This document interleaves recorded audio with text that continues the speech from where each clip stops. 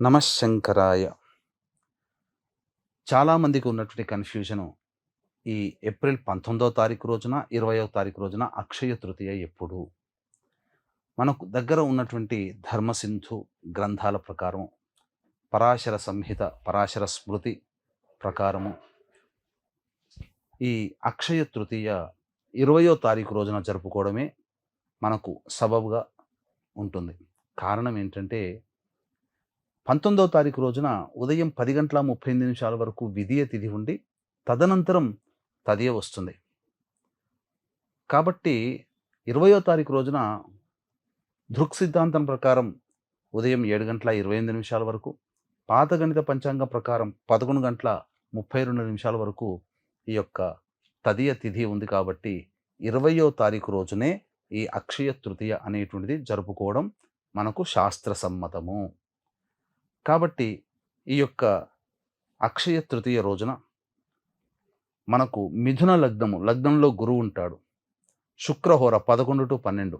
కాబట్టి 11 గంటల నుంచి 11:39 మధ్య కాలంలో శుక్రహోరలో ఉండగా, మనం బయట షాపు నుంచి గళ్ళ ఉప్పు, చక్కటి పసుపు, అలాగే డెవోషనల్ పూజా స్టోర్ల నుంచి గోమతి చక్రాలు, నక్షత్ర చక్రాలు, నక్షత్ర గవ్వలు అని అంటారు.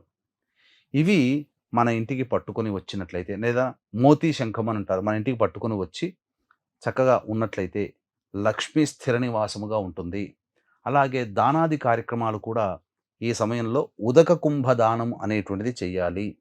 అనగా 11 నుంచి 11:39 మధ్య కాలంలో ఉదక కుంభ దానము చేయాలి.